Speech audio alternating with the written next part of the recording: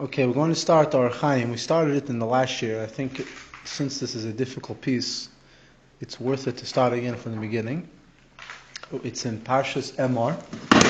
It's Perchav Beis, Pasuk Yud Beis. We're going to go through the psukim first outside in order to understand what we're talking about. So we discussed in the last year that there's a halacha that a kohen gets Truma, which means that you, a farmer, have 100 bushels of wheat. So the law is that you have a mitzvah, an obligation to give to a kohen Truma, which is 2% of your wheat. So if you have 100 bushels of wheat, you have to give the kohen 2 bushels of wheat.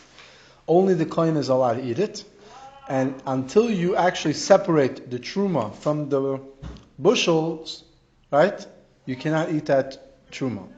So just make sure we have it clear. You have 100 bushels of wheat. Until you actually remove 2 bushels, put it aside and say, this is going for the kohen that I designate, you cannot eat that truma. If you do it, it could be on penalty of death. Okay, that's how severe it is. Now you can give it to any kohen that you so choose. Okay? You can give it if you have a relative who's a kohen, even though you're Yisrael. If you have a neighbor who's a kohen, and if you have someone else, you can give it to whoever you want. Okay? The kohen is allowed to feed his wife, obviously. He's allowed to feed his children. If his uncle is a Yisrael, which means his mother's brother, you can't give it to her, even though they're related. If his grandson or granddaughter is a Yisrael, because someone married a Yisrael, he cannot feed it to them. So it has to stay within the family. The only time in the kahuna, correct. The only exception to this rule, there's 2 exceptions. One we said yesterday is that the grandmother or the grandson can help a grandparent eat truma, which we're not going to discuss now again. We're going to discuss one other way where a Yisrael could eat truma. This is important for our piece of Orach Chaim. What's a way? For example, in the times of the Gemara, there was a concept that I would buy a servant for 6 years. Okay?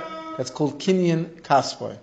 Once I buy a servant for 6 years, or if he wants to extend it for another 49 years, or a total of 49 years, then you're allowed to feed him truma, even though he's Yisrael. Why? Because when you purchase him, he becomes your asset, and just like you're allowed to feed your behemoth truma, you're allowed to feed this Yisrael truma. Okay?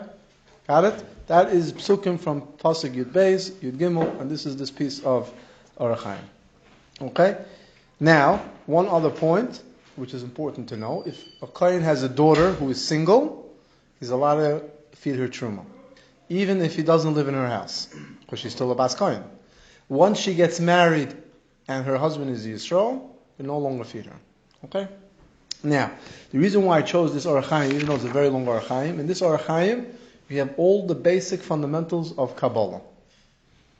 If you know this Orach Chaim clear, obviously this is compacted, but you can get a general overview of how kabbalah and the world works.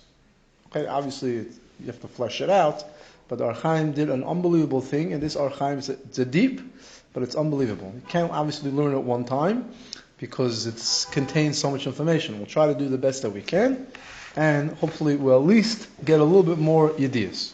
Starts the Orach Chaim. B'Taris Kehanim, it says in Taris Kehanim, Darshu miyut hi. It says in Pasuk Yud Beis, the word he.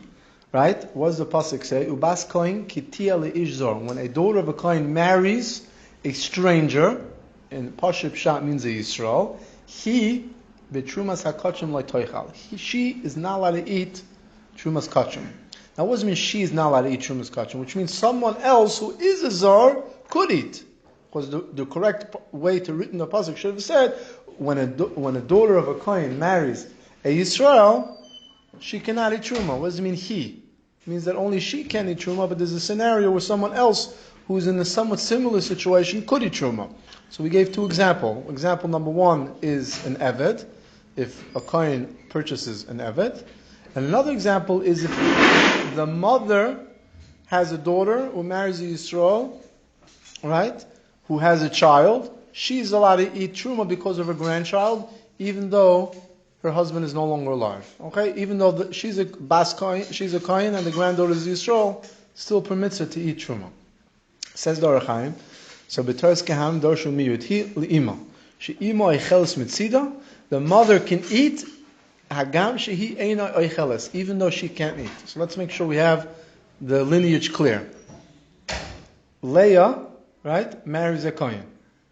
Okay, Leah is a Yisrael, marries a kohen. She is now allowed to eat truma because of her husband.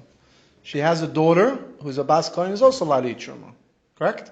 This bas kohen now marries a Yisrael. She can no longer eat truma. Her mother can still eat truma because she's still married to a kohen. Now, here's the chiddush. Let's say this daughter has another child. Okay? Now the mother who was married to a kohen, her husband died. So she's no longer married to a kohen. So you have the grandmother, the mother, and the granddaughter, let's say. So even though the grandmother is no longer married to a kohen, she could still eat truma because her granddaughter is still alive. Whether or not the granddaughter is a kohen or not. Until she gets married. Doesn't know, even if she gets married. The granddaughter allows the grandmother to continue to eat truma. The daughter doesn't. The daughter is married to Yisrael, she can't eat truma. So you have a very unique situation. First thing first, so if the daughter was single, not married, that would automatically allow the mother to still. Correct. Grandmother to still. Correct, because she has a child. So the truth is, you really don't even need a grandchild. I just gave you a chiddush. But the child itself is not a kohen. Right, so let's make it simple. Leah has a daughter, Dinah. Right? Leah is a Yisrael who married Levi, the kohen. She can eat truma, the daughter can eat truma. Dinah, the daughter, married a Yisrael, so she can no longer eat truma. So you come to the house, the mother can eat truma, the daughter cannot eat truma. Let's say Leah's husband dies. As long as her child is still alive, she can continue to eat truma, even though her daughter herself cannot eat truma. Got it? Okay. I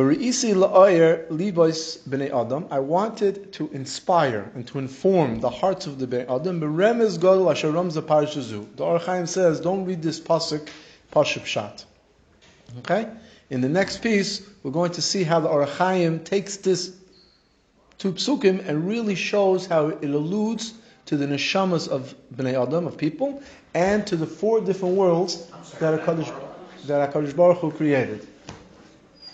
Okay? That is how the Hachaim is going to show that this pasuk really alludes to secrets of Kabbalah, how Kabbalah works.